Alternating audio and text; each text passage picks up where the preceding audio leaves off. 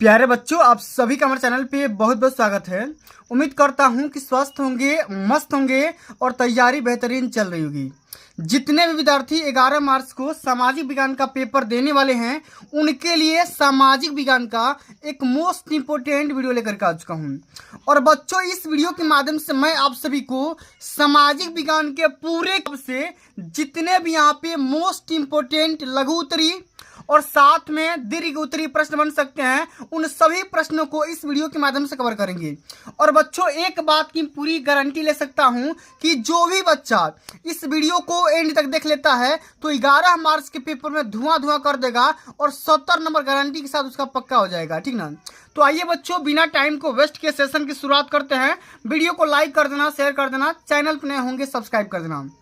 आइए, ये बोर्ड परीक्षा के पेपर में 100% पक्का ये क्वेश्चन पूछे जाएंगे, क्योंकि ऑलरेडी कई बार पेपर में क्वेश्चन आ चुके हैं। देख सकते हैं ना कितना मेहनत के साथ ये सारा क्वेश्चन यहाँ पे तैयार किया गया है। हर क्वेश्चन को इस वीडियो के माध्यम से कवर करेंगे, चाहे वो लघु उत्तरी हो चाहे वो दीर्घ उत्तरी हो। सारे प्रश्नों को बिल्कुल बेहतरीन ढंग से समझने का पूरा प्रयास करेंगे। ठीक है, तो आइए बच्चों, सबसे पहला हमारे यहाँ पे मोस्ट इंपोर्टेंट क्वेश्चन पूछा जा चुका है। क्या है क्वेश्चन, जरा ध्यान से समझिएगा। क्वेश्चन बोल रहा है कि नेपोलियन द्वारा किए गए सुधारों का वर्णन कीजिए। अब ये क्वेश्चन 6 नंबर में पूछा जाता है कि नेपोलियन के द्वारा कौन कौन से सुधार किए गए थे, उसके बारे में आपको डिटेल में डिस्कस करना है। तो इस क्वेश्चन को सॉल्यूशन कैसे करेंगे, जरा ध्यान से समझिएगा। इसमें लिखेंगे कि नेपोलियन बोनापार्ट विश्व के महानतम व्यक्तियों में से एक था। उसके असाधारण कार्यों और आश्चर्यजनक विजयों ने 1799 ईस्वी से 1815 ईस्वी तक संपूर्ण यूरोप को प्रभावित किया। उसके प्रमुख सुधार निम्नलिखित हैं। अब यहाँ पे देखो, नेपोलियन के द्वारा तमाम प्रकार के सुधार किए गए। सबसे पहला हमारा सुधार है शासन संबंधी सुधार। अब इसमें क्या हुआ समझिएगा। नेपोलियन की शासन व्यवस्था प्रतिभा, व्यापकता और कार्य क्षमता के सिद्धांतों पर आधारित थी।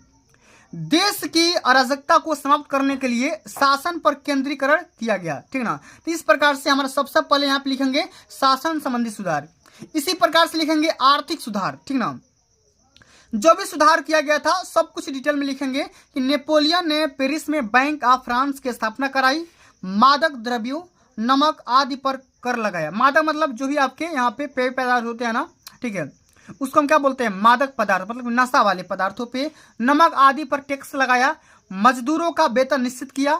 चोर बाजारी, सट्टेबाजी को समाप्त कर दिया। किसने किया? नेपोलियन के द्वारा। अंत में आ जाते हैं धार्मिक सुधार भी इसके द्वारा किया गया था।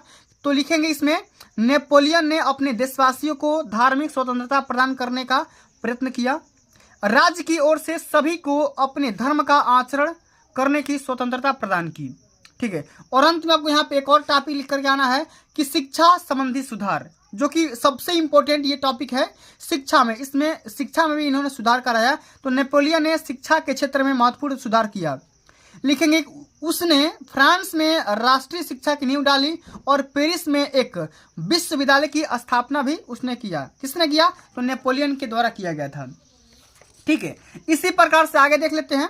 अगला हमारा क्वेश्चन इंपॉर्टेंट है कि जर्मनी की एकीकरण की प्रक्रिया का संक्षेप में वर्णन कीजिए। जर्मनी का एकीकरण और इटली का एकीकरण, ये ऐसे मोस्ट इंपोर्टेंट क्वेश्चन है जो कि हर साल बोर्ड एग्जाम के पेपर में क्वेश्चन पूछा जाता है। ठीक है ना? तो कैसे लिखेंगे, इसमें आपको लिखना होगा कि राष्ट्रवादी भावनाएं मध्यम वर्गीय जर्मन लोगों में काफी व्याप्त थी। उन्होंने 1848 में जर्मन महासंघ के विभिन्न इलाकों को छोड़कर एक निर्वाचित संसद द्वारा शासित राष्ट्र राज्य बनाने का प्रयास किया था, मगर इस पहल को राजशाही और फौज की ताकत ने मिलकर के दबा दिया। ठीक ना? क्या किया भाई? इसको दबा दिया। आगे लिखेंगे कि उनका प्रथा, ठीक ना, उनका प्रथा के बड़े भूस्वामियों ने भी समर्थन किया। मतलब उनकी जो भी प्रथाएं थी, ठीक ना, सभी लोगों ने क्या किया? पूरा बढ़िया से समर्थन दिया। उसके बाद प्रसा ने राष्ट्रीय एकीकरण के आंदोलन का नेतृत्व को संभाल लिया। उसका मुख्य मंत्री ऑटो वॉन बिस्मार्क इस प्रक्रिया का जनक था, जिसने प्रसा की सेना और नौकरशाही की मदद ली। ठीक है, अंत में लिखेंगे कि 7 वर्ष के दौरान ऑस्ट्रिया, डेनमार्क और फ्रांस से 3 युद्धों में प्रसा की जीत हुई और एकीकरण की प्रक्रिया पूरी हुई। देख रहे हो ना? इसी प्रकार सबको यहाँ पे पूरा बढ़िया से लिखना होगा, तभी जाकर के पूरे नंबर मिलेंगे। आगे लिखेंगे कि जनवरी 1871 में वर्साय में हुई एक समारोह के प्रसाद की राजा विलियम प्रथम की जर्मनी का सम्राट घोषित किया गया और इस तरह 1871 में जर्मनी का एकीकरण किया गया। तो देख सकते ना, एकदम इसी बेसिक तरीके से आपको सारे क्वेश्चन अटेम्प्ट करके आने हैं, तभी जाकर के पूरे नंबर मिलेंगे। अगला question very very most important question है। क्या है क्वेश्चन, जरा ध्यान से समझिएगा कि भारत में रॉलेट एक्ट क्या था और उसका विरोध कैसे किया गया, परिणाम क्या हुआ। अब ये क्वेश्चन इतना ज्यादा इंपॉर्टेंट है कि कोई भी आप पेपर उठा करके देखोगे ये क्वेश्चन पक्का पूछा जाता है।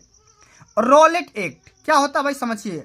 तो रॉलेट एक्ट 1919 में पारित एक ऐसा कानून था जिनमें भारतीयों पर किसी तरह के मुकदमे को चलाए बिना शंका के आधार पर गिरफ्तार कर लिया जाता था और 2 साल तक जेल में बंद किया जा सकता था। ये रॉलेट एक्ट, इसको हम काला कानून, ठीक ना, या नमक कानून, मतलब तमाम प्रकार के इसको नाम दिया गया, ठीक ना।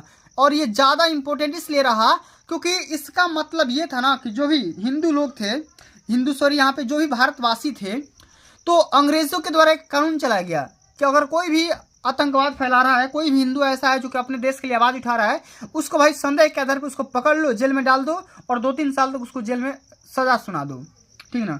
अब इसका रीजन क्या हुआ समझिएगा। लिखेंगे कि अंग्रेजों ने राष्ट्रवादियों पर दमन शुरू करने के साथ मार्शल लॉ लागू कर दिया। 13 अप्रैल को जालियांवाला बाग हत्याकांड हुआ और इसका विरोध कैसे किया गया। तो लिखेंगे कि भारत में लोगों के द्वारा रॉलेट एक्ट का विरोध निम्न प्रकार से किया गया। सबसे पहली बात तो विभिन्न महाशहरों में रैली जुलूसों का आयोजन किया गया। जो भी सिटीज थी, बड़े बड़े शहर थे, उनमें सबसे पहले रैली का इस्तेमाल किया गया और जुलूस निकाला गया ताकि इस कानून को ख़त्म किया जाए। और सेकंड में लिखेंगे कि कई शहरों में दुकानदारों ने दुकान बंद करके अपना विरोध जताया। तो ये आपको दोनों यहाँ पे विरोध लिखना है, परिणाम भी लिखना है और रॉलेट एक्ट क्या था उसके बारे में उसको डिफाइन भी करना है, तभी जाकर के पूरे नंबर मिलेंगे। एक कदम बेहतरीन ढंग से लिखेंगे। चलिए अब अगला क्वेश्चन बोल रहा है कि सत्याग्रह के विचार पर क्या मतलब है। सत्याग्रह के विचार का क्या मतलब होता है, क्या अर्थ होता है, क्या मीनिंग होता है, इसके बारे में आपको यहाँ पे बढ़िया से डिटेल में समझाना होगा। तो कैसे लिखेंगे जरा ध्यान समझो। इसमें लिखना है कि सत्याग्रह के विचार का मूल आधार सत्य की शक्ति पर आग्रह तथा सत्य की खोज करना है। सत्याग्रह का मतलब क्या होता है, सत्य की शक्ति पर आग्रह और सत्य की खोज करना होता है। और गांधी जी इसके प्रबल समर्थक भी माने जाते हैं। उन्होंने इसकी व्याख्या इस प्रकार की, ठीक है, क्या किया गया था उनके द्वारा। इसमें लिखेंगे कि अगर आपका उद्देश्य सच्चा है और यदि आपका संघर्ष अन्याय के खिलाफ है तो उत्पीड़क से मुकाबला के लिए शारीरिक बल की आवश्यकता नहीं है। कहने का मतलब यहाँ ये है कि अगर आपका ऑब्जेक्टिव सच्चा है, अगर आप किसी हित के लिए काम कर रहे हैं, किसी के भलाई के लिए काम कर रहे हैं, तो जो भी यहाँ पे मुकाबला जिसके भी खिलाफ होगा आप आसानी से कर सकते हो। और उसके लिए कहीं भी शारीरिक आपको तनाव नहीं लेना है, ठीक ना, लाठी का इस्तेमाल नहीं करना है। ऐसा नहीं कि शारीरिक बल का इस्तेमाल नहीं करना है, आप दिमाग से ये खेल खेल सकते हो, ठीक ना। और अगला यहाँ पे पॉइंट लिखेंगे, ध्यान समझो कि प्रतिशोध की भावना या आक्रामना का सहारा लिए बिना सत्याग्रही केवल अहिंसा के सहारे भी अपने संघर्ष में सफल हो सकता है। देखो अहिंसा मतलब बिना हिंसा किए, ठीक ना, बिना हिंसा के साथ वो अपना काम जारी कर सकता है। और एंड में पॉइंट लिखेंगे कि इस संघर्ष में अंततः सत्य की ही जीत होती है। गांधी जी का अटूट विश्वास था कि अहिंसा का धर्म, ठीक ना, सभी भारतीयों को एकता के सूत्र में बांध सकता है। तो इस प्रकार से आपको यहाँ बढ़िया से लिखना होगा, ठीक है। चलिए अब आगे लिखेंगे कि महामंदी के कारणों की व्याख्या लिखिए। महामंदी का कारण क्या हुआ, महामंदी मतलब पूरे देश में ये क्राइसिस क्यों फैल गया, इसका रीजन क्या था, आपको यहाँ पे पूरा बढ़िया से डिटेल में समझाते हैं। लिखिएगा इसी प्रकार से 1929 में आर्थिक महामंदी की शुरुआत हुई और इस महामंदी के प्रमुख कारण निम्नलिखित हैं, ठीक ना। 3-4 पॉइंट लिख दोगे पूरे नंबर यहाँ से मिल जाएंगे। लिखेंगे कि औद्योगिक क्रांति के कारण अमेरिका तथा ब्रिटेन में बड़े पैमाने पर उत्पादन कार्य होने लगा था और 1930 तक तैयार माल का इतना बड़ा भंडार एकत्र हो गया कि उनका कोई खरीदार ना रह सका। मतलब कहने का मतलब देखो, पूरे अगर हम बात करेंगे पूरे देश में महामंदी इसलिए आया था क्योंकि देखो भाई प्रोडक्शन तो हो रहा है और हो भी चुका था बहुत ज़्यादा मात्रा में, लेकिन उसका कोई बिक्री नहीं हो रहा था, उसको कोई खरीदने वाला नहीं था। इसलिए क्या हो गया, सारे सामान पे यहाँ पे खरीदारी बंद हो गया और इस वजह से भाई पूरा देश का हालत खराब हो गया था। सेकेंड पॉइंट लिखेंगे कि कृषि क्षेत्र में अति उत्पादन के कारण कृषि उत्पादों की कीमतें गिरने लगी। सही बात है। अगर कोई भी चीज़ ज़्यादा मात्रा में उत्पादन हो जाए, अभी मान लो कि अगर आलू का सीजन चल रहा है तो ज़्यादा मात्रा में, आवश्यकता से ज़्यादा मात्रा में अगर आलू अगर देश में अगर उत्पादन हो जाएगा तो कहीं ना कहीं आलू का रेट गिर जाएगा। और वही आवश्यकता से कम भाई आलू अगर उत्पादन होगा तो कहीं ना कहीं उसका रेट हाई जाएगा। रेट हाई इसलिए जाएगा क्योंकि भाई इंसान को आलू चाहिए और आपके पास आलू है नहीं, तो जिसके पास जितना कम आलू है भाई रेट हाई करेगा। यही नियम होता है। और किसानों ने अपनी घटती आय को बढ़ाने के लिए अधिक उत्पादन भी शुरू किया। सही बात है। जिसका इनकम कम हो रहा है कहीं ना कहीं वो ज़्यादा खेती करेगा, किंतु इससे कीमतें और भी गिरने लगी। सही बात है। मान लो कि आलू ज़्यादा मात्रा में फैल रहा है, ज़्यादा मात्रा में ऑलरेडी है, लेकिन आप अपने इनकम अब सोर्स बढ़ाने के लिए और भी आलू का खेती करोगे तो कहीं ना कहीं आपका क्या होगा, आलू के रेट में और भी ज़्यादा मात्रा में गिरावट हो जाएगा। ठीक है। और एक अलग भी एग्जाम्पल ले सकते हो, ऐसा नहीं केवल आलू पे ही समझोगे। अगला हम इसमें पॉइंट लिखेंगे कि यूरोप में कई बैंक धाराशाहियों के हो गए और कई देशों की मुद्रा की कीमत बुरी तरह से गिर गए। जो यूरोप का देश था, कंट्री था, इसमें जो भी बैंक था, ये जो भी धाराशाही बड़े बड़े लोग थे, धनी लोग थे, धनाढ्य लोग थे, वो अपना बैंक अपना खुद खोल लिए, ये बैंक का खुद खरीद लिए। ठीक है ना। इसलिए जो मुद्रा थी उसकी कीमत भी बुरी तरह से गिर गया। ठीक है। और अंत में लिखेंगे कि अमेरिका के शेयर मार्केट या शेयर बाजार में शेयरों की कीमत में गिरावट आ गई। इस वजह से वहां लाखों व्यापारियों का दिवाला निकल गया। देख रहे हो ना, बिल्कुल इसी प्रकार से यही सब सारे रीजन है जिसके वजह से पूरे देश में महामंदी आया हुआ था। ठीक ना। और ये महामंदी के तमाम कारण है। इसी प्रकार से भैया आपको बढ़िया से लिखना होगा, तभी जाकर पूरे नंबर मिलेंगे। अंत में ये जो क्वेश्चन है ना, एकदम लॉन्ग आंसर टाइप क्वेश्चन है। संघवाद क्या है? Very very most important question है। और इसकी क्या प्रमुख विशेषताएं हैं, एकदम सटीक तरीके से लिखना होगा। तो कैसे लिखेंगे जरा ध्यान से समझो। संघवाद का मतलब क्या होता है, इसका अर्थ समझो कि संघवाद सरकार का एक प्रारूप होता है जिसमें सर्वोच्च सत्ता केंद्रीय प्राधिकरण और उसकी विभिन्न अनुषंगिक इकाइयों के बीच बट जाती है। मतलब कि जो भी आपके अनुषंगिक इकाइयां हैं उन सभी के बीच में क्या हो जाएगा, बंट जाएगा। उसको क्या बोलेंगे, संघवाद बोलेंगे। और संघवाद की विशेषता क्या है समझो। सबसे पहली विशेषता लिखेंगे कि अलग अलग स्तर की सरकारें एक ही समूह पर शासन करती है। सही बात है भाई। अच्छा मान लो कि इंडिया में तमाम प्रकार की गवर्नमेंट है।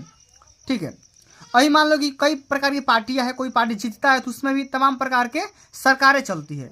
राज्य सरकार की अलग नियम है, ठीक ना, केंद्र सरकार की अलग नियम है, ग्राम पंचायत के अलग नियम है, ठीक ना। इसी प्रकार से तमाम प्रकार की जो सरकार की होती है ना, समूह का शासन अलग अलग होता है, ठीक ना, लेकिन वो एक ही समूह में काम करते हैं। परंतु यह कानून बनाने, कर वसूलने और प्रशासन का उनका अपना अपना क्षेत्र होता है। सही बात है।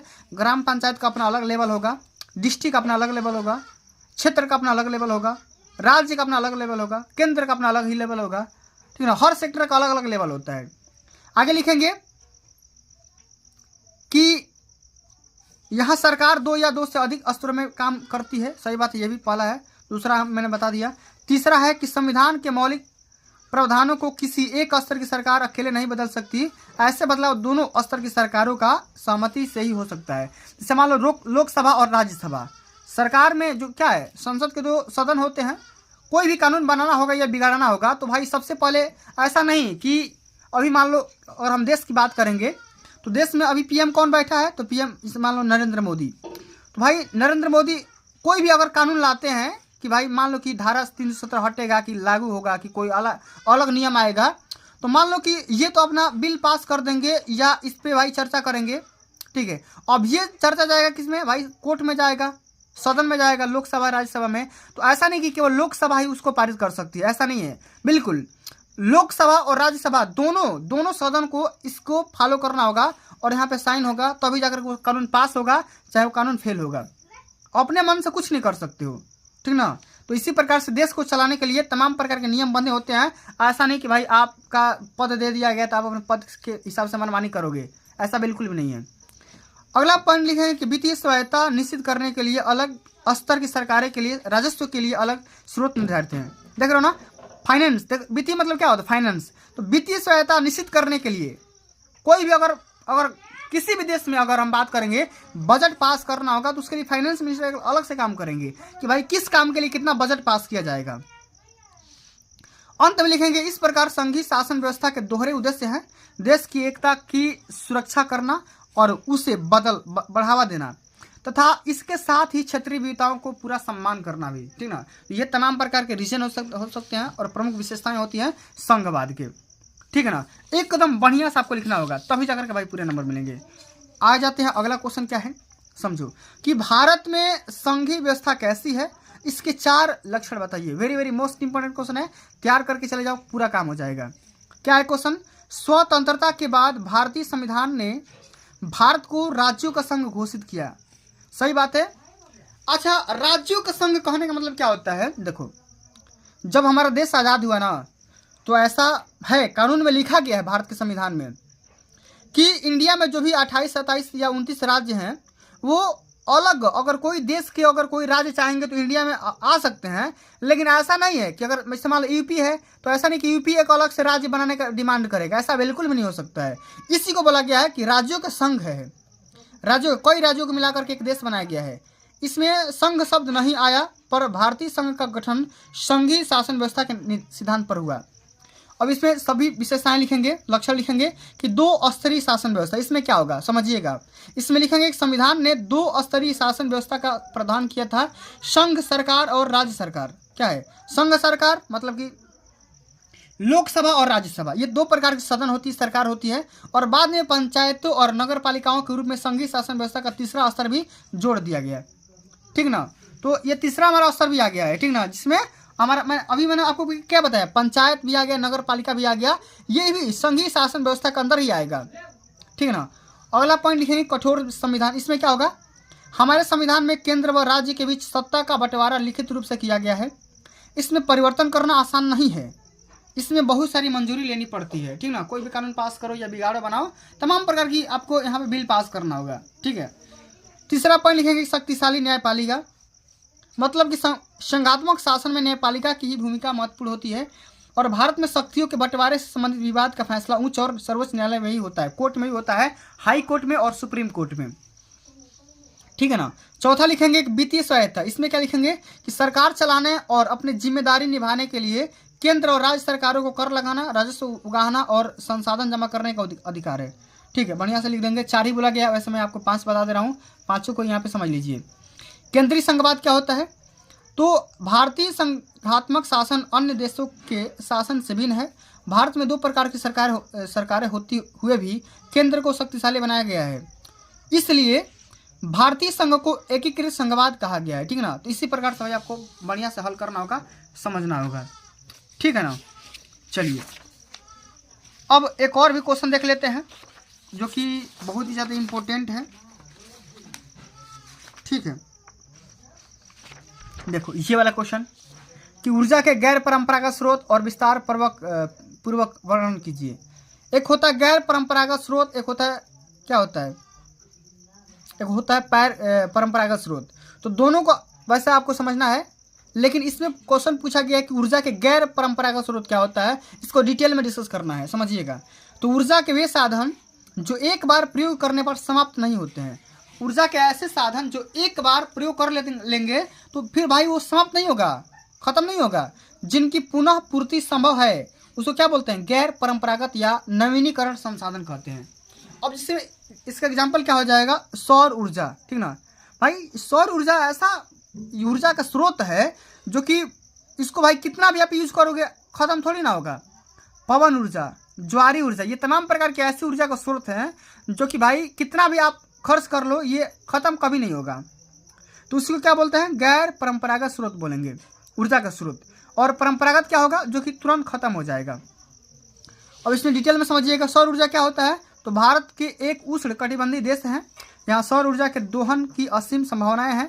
फोटोवोल्टाइक, ठीक ना, प्रौद्योगिकी के द्वारा धूप को सीधे विद्युत में परिवर्तन किया जाता है। सौर ऊर्जा मतलब कि विद्युत से हम लोग सूर्य के ऊर्जा से क्या करते हैं, विद्युत बनाते हैं। क्या बनाते हैं, विद्युत बनाते हैं, बिजली बनाते हैं, और बिजली से हम भाई पंखा, टीवी, कूलर, फैन चलाते हैं। पवन ऊर्जा क्या होता है, पवन ऊर्जा का प्रयोग पानी बाहर निकालने, खेतों की सिंचाई करने और बिजली पैदा करने के लिए किया जाता है। वायु ऊर्जा का प्रयोग गुजरात, तमिलनाडु, महाराष्ट्र आदि में होता है, ठीक है ना। और बायोगैस क्या होता है, ग्रामीण इलाकों में झाड़ियों, कृषि अपशिष्ट, पशु और मानव जनित अपशिष्ट के उपयोग से घरेलू उपयोग हेतु बायोगैस का उत्पादन किया जाता है। और अंत में लिख देंगे भूतापी ऊर्जा। अच्छा, भूतापी ऊर्जा क्या होता है? तो पृथ्वी के आंतरिक भागों से ताप का प्रयोग कर उत्पन्न की जाने वाली विद्युत ऊर्जा को क्या बोलते हैं? भूतापी ऊर्जा बोलेंगे। जमीन से ऊर्जा प्राप्त करो, जमीन से विद्युत बनाओ, बिजली बनाओ, उसको क्या बोलेंगे? भूतापी ऊर्जा बोलेंगे। तो इस प्रकार से सारे क्वेश्चन को बढ़िया से डिटेल में आप तैयार कर लीजिए, ठीक ना। अगर इसका पीडीएफ चाहिए तो भाई पीडीएफ मात्र यहाँ पे मिल जाएगा। पीडीएफ के लिए चार्ज यहाँ पे मैंने आपको रखा था 49 रुपया। कितना? 49 रुपया पर पीडीएफ के लिए। हर एक सब्जेक्ट का पीडीएफ प्राप्त करना चाहते हैं तो आप कर सकते हैं। इसके लिए आप हमारे व्हाट्सअप नंबर से कॉन्टेक्ट कर सकते हैं। व्हाट्सअप का नंबर मैं यहाँ पे दे रहा हूँ 8318105051।